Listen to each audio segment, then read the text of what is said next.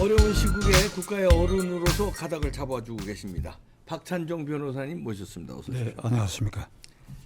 아이고 이번 선거 결과 보고 어떻게 분석하고 계십니까? 우선 그 본안을 말씀드리기 전에 이번 출구조사 공중파 네. 3사 출구조사가 한결같이 국민의힘당이 100석 이하로 획득할까 이렇게 전망했죠. 그 100석 이하로 된다는 것은 야당이 개헌 그리고 대통령 탄핵 의석수를 확보한다는 뜻이니까 이것은 이 국민의힘당 당사자들에게도 충격이지만은 국민의힘당을 지지한 국민들에게도 충격이거든요. 충격이었죠. 그 출구조사 보고 아주. 그런데 이게 어떤 우려가 나올 수 있는가 하면 출구조사는 신뢰도가 굉장히 높았어요. 지금까지. 예. 지난 대통령 선거 때까지도. 그게 대체로 믿는데 이게 100석 이하로 떨어졌다 그러면 우려할 일이 뭔가 하면 개표장에 참가하고 있는 국민의힘당 참관인들의 사기를 떨어뜨려. 그렇죠.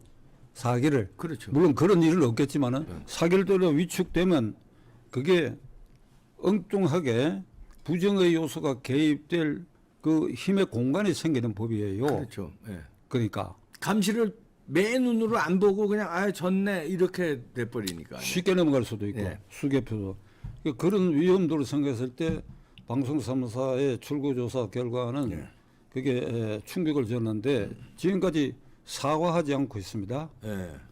이게 우리 이 방송사들의 이게 풍토야 이게. 지금이라도 왜 그렇게 됐는지 과정을 설명하고 사과해야 된다고 봅니다. 유감이란 말 흔히 쓰는데 그건 사과가 아닙니다. 유감이라는 그럼요. 말은. 유감이란 말은 한자 그대로 뭐 약간의 감정이 있다 이런 뜻이니까 그거는 아주 사과를 해야 되고 제가 추정컨대는 254개 지역구의 그 인구 비례에 따라서 대체로 한 300명 내외만 이게 출구조사를 해요. 그 처음 사람 물어보고 그다음에 하나 둘 셋 넷 다섯째나 여섯 번째 사람 또 이렇게 그것도 오후 3시까지만 조사하거든. 근데 거기에 손살에 치면서 이런 사람들이 많대요. 많죠. 그러니까 나는 한 번도 거기에 걸려보지 않았는데 나한테 물어도 아마 대답 안 하고 정직하게 안 했을 가능성이 있지. 엉뚱한 소리로. 그러니까 이 과정을 설명하고 지금이라도 국민 앞에 사과해야 된다고 생각합니다. 그다음에 이번 선거 결과는 어떻게 보십니까? 국민의힘당이 졌다. 진 것은 틀림없다. 졌다. 그리고 이 민주당과 범야권이 이겼다. 그건 틀림없는 일이야. 그런데 이번에 지고 이기는 것은 투표 참가한 사람들의 민심 기준이죠.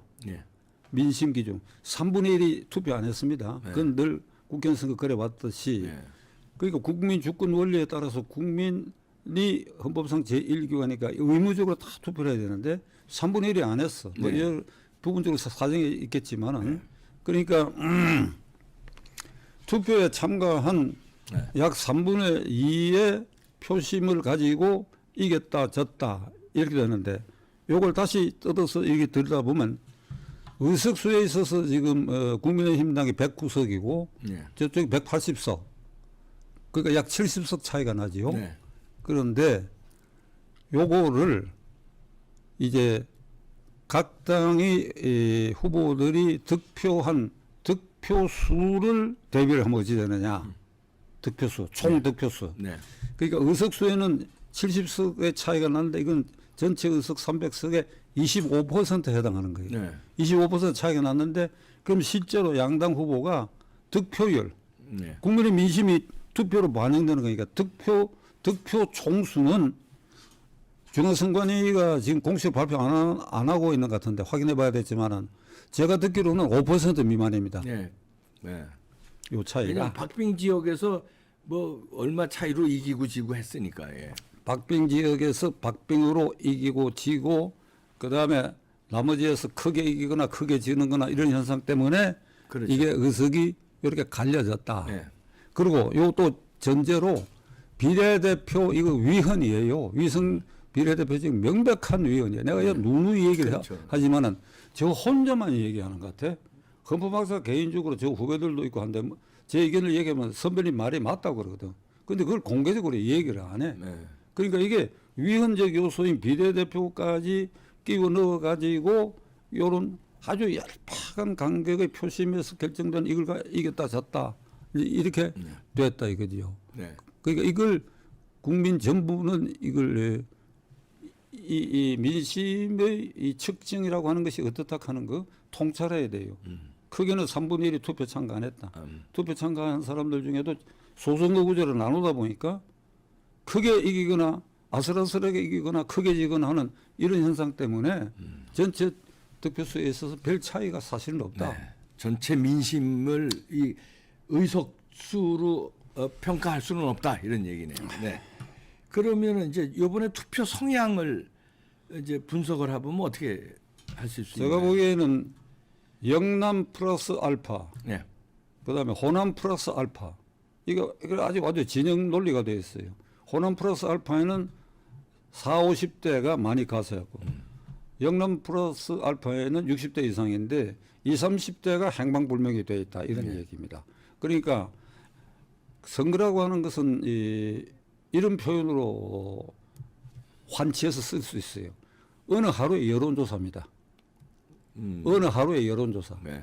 4년 만에 있는 어느 하루의 여론조사. 네. 그러니까 어느 하루의 여론조사니까 거기에 이기고 지는 것에 따라서 과대 권력이 쥐어지고 그 권력에 짓눌리는 세력이 등장하고 하는 거 이것은 이게 뭐 제도상 어쩔 수 없는 일이라 하더라도 이 민심이 합리적 민심이냐 아니냐 하는 걸 따져봐야 돼요. 네. 그러니까 민심이 모두가 정확하고 정의롭다 이렇게 볼 수가 없어요. 그럼요. 네. 그 이번에 그 특징적인 것이 민주당 후보 중에 가장 말썽이 있었던 사람이 세 사람이었는데 네.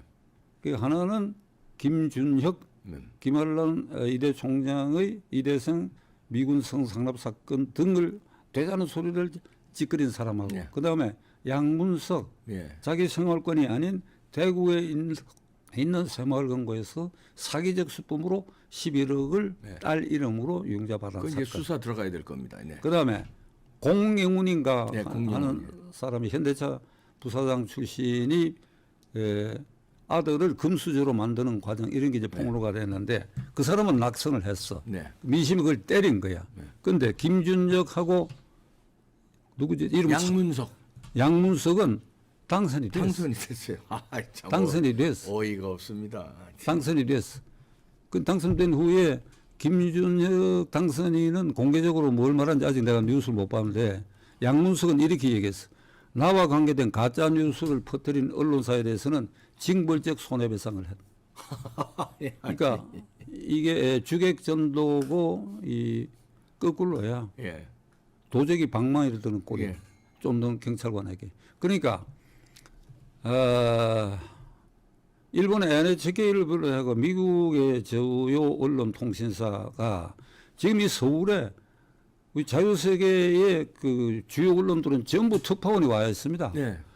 그걸 일본 NHK는 어제 그 저녁 뉴스의 두 번째 주요 뉴스로 첫째는 그 기시다 총리가 뭐 외국 순방하는 게 첫째고 둘째로는 한국의 범죄 혐의자들이 주도하는 정당이 다수당이 됐다 하는 거예요. 이게 미국 언론과 통신도 대체로 이렇게 네. 반영되고 있는데 이게 링컨이 말한 어느 시점에 있어서 정부는 국민의 수준을 뛰어넘지 못한다. 그 정부라는 뜻은 지도자 그룹 국회도 다 포함되거든요. 네.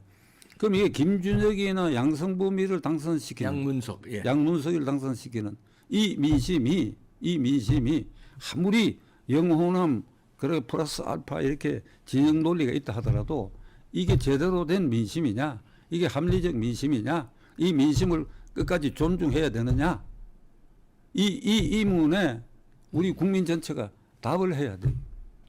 그러겠네요. 근데 그러면 이제 선거 결과가 이렇게 나왔는데 앞으로가 이제 중요하지 않겠습니까? 앞으로 어떻게 될 것 같고 어떻게 해야 된다고 보십니까?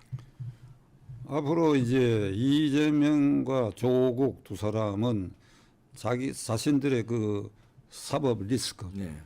이재명은 이제 조만간에 공직선거법 위반 같은 것은 이렇게 결심될 시기가 다가오고 있고 조국의 경우는 2심까지 실형이 선고된 게 지금 대법원에 상고 중에 있기 때문에 우선 이번에 우리가 다수 민심을 확보했다. 사실은 다수가 아니지요. 네. 그리고 합리적 민심도 아니고 네. 그다음에 비례대표자라는 건 위헌적 이제 작은 이 수치를 나타난 걸 배경으로 해갖고 이게 이재명의 경우는 철저하게 재판 깊이 재판 연장 이걸 사법부를 협박 공포 분위기를 만들 것이고 그렇겠죠. 예.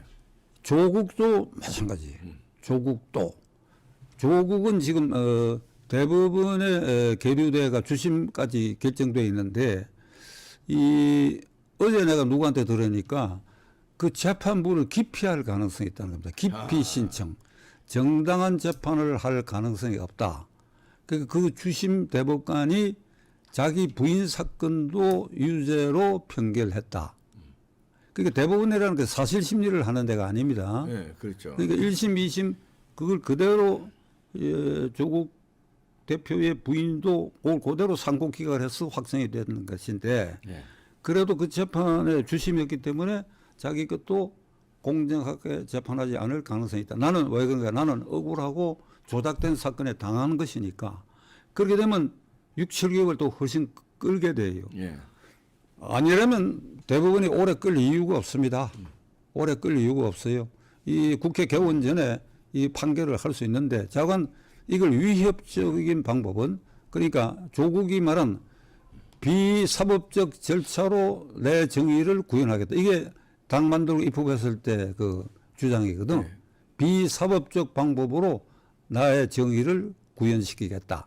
나는 억울한데. 그 목표는 달성했어요. 그러니까 그 무죄로 하든지 아니면 재판을 연기하라 이런 뜻이에요. 그거죠. 예. 예. 재판을 언제 한정 없이 연기하라. 울산시장 부정선거 사건은 4년 만에 1심 판결이 나 있는 상태입니다. 그러니까 그런 그러면 식으로 그- 연결하겠다는 거죠. 이거. 그 실형받은 이 황운하가 대전수 국회의원도 해먹고 이번에 또 조국당에 당선됐어요. 8번으로 또 당선이 됐어.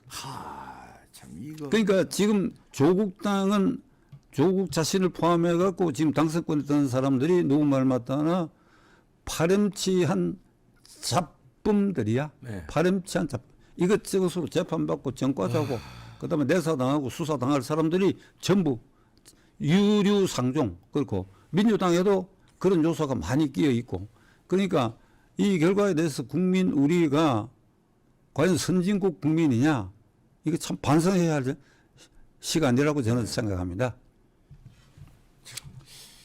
그런데 국민이 진짜 그렇게 뽑아줬는지 저는 그게 의심스럽거든요. 그렇게 뽑아줬으면은 변호사님 지적대로 우리가 반성해야 되는데 그렇게 뽑아준 게 아니라 부정선거에 의해서 그렇게 결과가 조작됐다면 이거 수사해야 되는 거 아닙니까? 지금 의혹들이 많이 나오고 있거든요. 부정선거 요소에 대해서는 내가 그 별로 주목 안 합니다. 왜냐하면 이번에 수개표 전부 한 것이고 수검표입니다. 수검표, 검표, 그러니까 예. 수검표. 그러니까 계산은 전자개표로 계산하고 서버로 올라가고요. 그냥 확인만 수검표한 거니까. 수검표한 숫자를 그 참관인이 제대로 하는 게 해야 되는 거예요. 참관인이에요. 예, 수검표한 걸 그대로 적어서 올리는지 그거 보라고. 그렇게 했는데 그러니까 이제 방송사 출구조사에 국민의힘당에 참패하는 걸로 나면 그걸 소홀히 할 가능성이 있죠. 그렇죠. 아유 뭐 진 건데 뭐 아유 뭐 이렇게. 자가 어떤 제도권 안에 3분의 1이 기권한 상태에서 3분의 2가 투표에 참관하고 위헌적 요소의 비례대표에다가 그런 혐의까지 있고 뭐 이래가 작은 수치상으로 네. 지금 이기고 지고 됐으니까 이제 야당은 지금 말한 것처럼 이재명이나 조국이가 이제 국회를 완전히 방탄국회화 해갖고 물불을 가리지 않을 것이다. 네. 예를 들면 이번에 국무총리 이하 장관들도 사의를 표명했는데 국무총리를 쉽게 못 바꾸는 이유는 반드시 이 인사청문회를 거쳐가지고 표결하기 때문에 그냥 뭐 낙마시키려고 아예 그랬죠, 낙마시키죠. 뭐. 네. 그러면서 지난번에도 뭐 그런 일이 한 번 있었는데 계속 내봐야 계속 우리는 낙마시킨다고 그래서 그러니까 그러니까 이게 한독수로 그냥 끌고 가는 것도 괜찮지 않습니까? 그래서 그 뭐 대통령 판단인데 잠깐 그런 수석들만 것에서부터 바꾸고, 예. 처음부터 이게 X판에다가 완전히 정치 혼란 이게 뭐 윤석열 대통령이 수습 불가능할 정도로 국회를 난장판으로 만들어야 된다. 그래야 가을에 이 탄핵으로 갈 수 있다. 그래 흔들면 109석의 국민의힘당 중에도 10명만 이쪽으로 넘어가 버리면 탄핵이나 개헌이 가능하니까. 넘어갈 놈들이 있습니다. 그러니까 이제 당선되는. 자그한 사법 리스크, 그 두 사람의 사법 리스크를 피하기 위해서 물불을 가리지 않고 광분할 것이다. 광분할 것이다. 지금 조국이 하는 말을 보라고 선거 직후에 엄청난 얘기를 하고 있거든. 그다음에 저 이준석이도 지금 뭐 임기 3년 안 될 수 있다고 막 발언하고요. 이준석이도. 그러니까 이럴 때 근데 그럼 국민은 어떻게 해야 되느냐? 국민 무기력하지요. 국민이 무기력하지요. 3분의 1이 투표에 참가 안 했다. 그 참가한 사람들도 이런저런 의혹 속에 결과적으로 저쪽이 이기는 걸로 해줬다. 그럼 무기력하지. 네. 무기력해. 무기력한 걸 어떻게 극복하느냐. 이건 과제입니다. 내가 오늘 뭐라고 해서 결론을 못 내리겠어. 이 무기력한 어떻게 국민 극복하냐. 어떻게 해야 되느냐는 거는 다음으로 이봉규 TV를 통해서 이 대표도 한번 생각해보고 다 생각해 보십시다. 지금 어이없는 일인데 그러면 국민의힘당과 윤석열 대통령 그걸 합쳐가 여당이라고 그러니까 여당은 그러면 어떻게 해야 되느냐. 예를 들면 국무처리를 바꾸면 세 사람 해도 뭐 부결할 것이 틀림없고 그다음에 뭐 상상 외의 법안 김건희 이 특검 법안도 다시 올릴 거예요. 그러니까 야간 막 공격할 만한 건 막 던져가지고 윤석열 대통령 얼굴에 정면으로 흙탕물 퍼부을 겁니다. 흙탕물 퍼부을 거예요. 그럼 국민의힘당은 이게 주로 영남 지역의 출신이 압도적으로 많으니까 지난번에도 보면 안 싸우거든. 그거는 공천만 받으면 되는 지역에서 나온 사람들이니까 몸을 다 피해요. 그 내가 어이없는 게 뭐 4선 5선짜리들이 뭐 당선된 게 있고 있는데 그 사람들이 지난 4년 동안에 싸운 일이 있느냐 이거야. 그 내 측근 가운데 낙동강 벨트에서 당선된 내 지역과 이름 안 밝히겠는데 어제 통화를 하고 오래 고생 끝에 이번에 당선됐어요. 그래서 내가 자네 이름 밑에 의원자를 붙이니까 내 마음이 편안하다.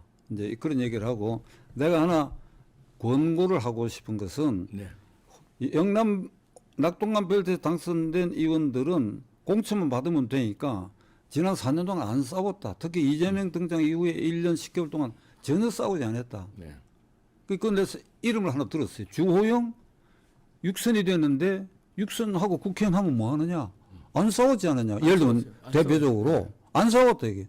그런데 뭐 당대표 지금 후보에 오르고 이러고 있지 않느냐. 그 자네는 20대 지금 당선됐으니까 23대에 내가 안 들어가도 좋다는 각오로 싸워야 된다. 전사가 되어야 된다. 이러다 보면 뭐 그때 당시 또 공천해 갖고 이거 너무 말썽꾸러기다 이럴 가능성도 있지만 그렇지 않다. 민심이 뒷받침해 줄 것이다. 그걸 믿고 싸워라.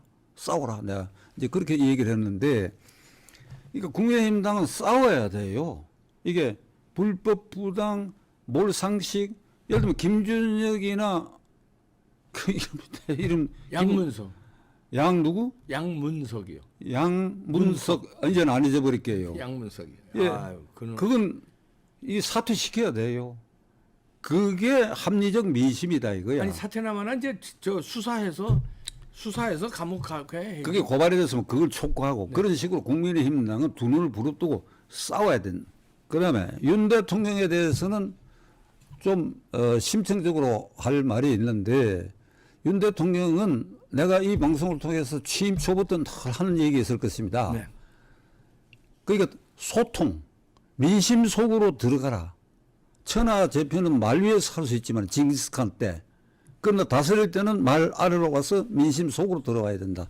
그리고 영남인 플러스 알파, 호남인 플러스 알파 이 알파 부분에 아주 중심의 미세한 부분이 이번에 판가름했잖아요.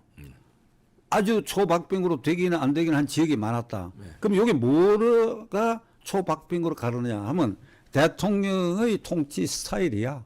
그게 아주 사소하고 아무것도 아니고 얹지 않고 기분 나쁜 일이지. 근데 이종석 국방장관 호주대사 임명 그 취소 과정은 그 미세한 민심에 야당의 만든 프레임에 걸려버렸다고. 걸려버렸어. 이게 아무것도 아닌 거지. 대통령으로서 억울하지. 그러니까 대통령으로서 억울하다는 생각을 접고 가령 이거는 선거 후에 임명했어야 된다고. 그러니까 처음에 문제가 됐다 그러면 즉각 뭐 해임을 한다라든지 뭐 이런 식으로 해야 할 일들이 여러 건 있죠. 대통령 입장에서는 사소한 겁니다. 사소한데 그 디테일한 사소한 것이 이 결정적 순간에 요 미세한 이 민심에 이걸 말하면 영향을 주는 것이니까 내가 이 방송을 통해 늘 해왔던 얘기 초심으로 돌아가서 청와대에서 용산으로 간 게 2층 대통령실이고 1층 기자실이다. 수시로 기자회견 하겠다. 도어 스태핑은 중단하는 게 잘했어요. 네. 아침 출근하는데 불쑥애가 감정적으로 불쑥 얘기해버리가 파장이 클 수 있으니까. 근데 그런 문제 등에 대해서는 1층 기자실에 준비대가 내려와야 돼요. 한 번도 안 왔어. 한 번도 안 내려왔어. 기억하십니까? 예, 예. 하여튼 청와대에서 말이지 옮긴 이유가 구정궁궐이다 이거지. 대통령 집무실에서 춘추관까지 차 타고 가야 돼요. 근데 이건 2층 기자실에서 2층 집무실 1층 기자실 할 때 내가 박수를 쳤어. 아이고 이번에 제대로 된 아주 미국식 대통령이 하나 등장했구나. 약속 안 지켰어. 그러니까 오늘은 윤 대통령에게 요거를 이 말로 이번에 이게 제도권 민심에 지게 된 그 얄팍한 별 차이 없는 요걸 가른 것이 대통령에게는 이게 소통 그리고 네.